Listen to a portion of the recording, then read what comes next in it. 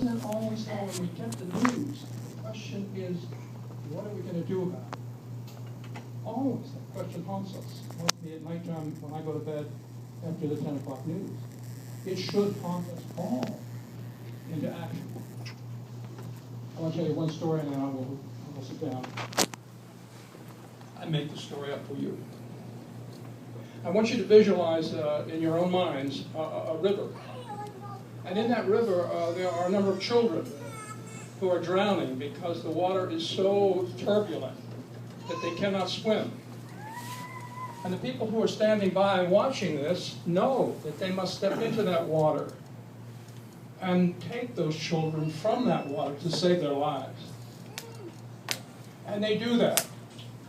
And that's what, it seems to me, that's what the Syrian Sunrise Foundation is doing. And we must join them.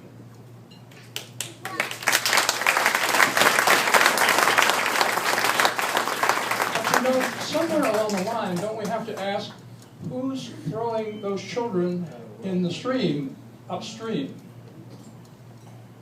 And we know who's throwing those children in the stream upstream. And we know, as Michael Moore reminds us too, I love that last reminder, that these people who throw people into the stream will have their reward. They will meet their end.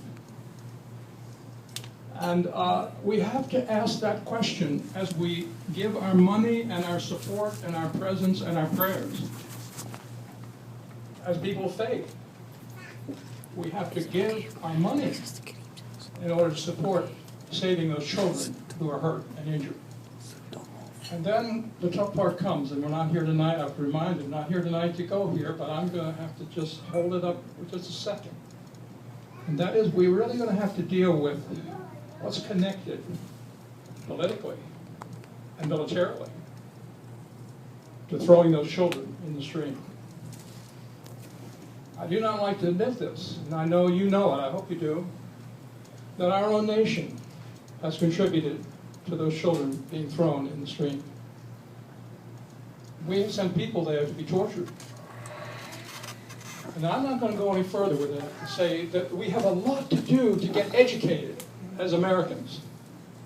I have a lot to do to get educated as Americans about what is going on in the world and who is it that is oppressing people and throwing them into the oppressive river that we see going on right now in Syria. So I'm grateful tonight for you being here. I was told more than once that we have a lot of education to do. And not only a lot of education, but then a lot of giving. Because I don't think it matters anything how smart we are unless our heart and our treasure are connected to that. My tradition as a Christian, where your heart is, there your treasure will be. So thank you for the privilege of being here tonight. When I said I was going to say the last word, that's an awesome thing to ask anybody like me to do, except to tell you that the lady who was sitting on my left shared this with me, and so I'll leave you with this. As we came in here tonight with all this rain, all this pouring down rain, I mean, it was torrential out there. You saw it, you were part of it. My shoes are still wet. She told me that she looked up in the sky and she saw a rainbow, and it was ascending upon this building here. Now, I don't know what kind of sign you need. I know that that's enough for me. That's in the midst of the storm that's being raged in this country and around the world, where people are fighting and struggling to come to be free. I know we have to keep our eye in the midst of the torrential storm, awake, alive, looking for that rainbow.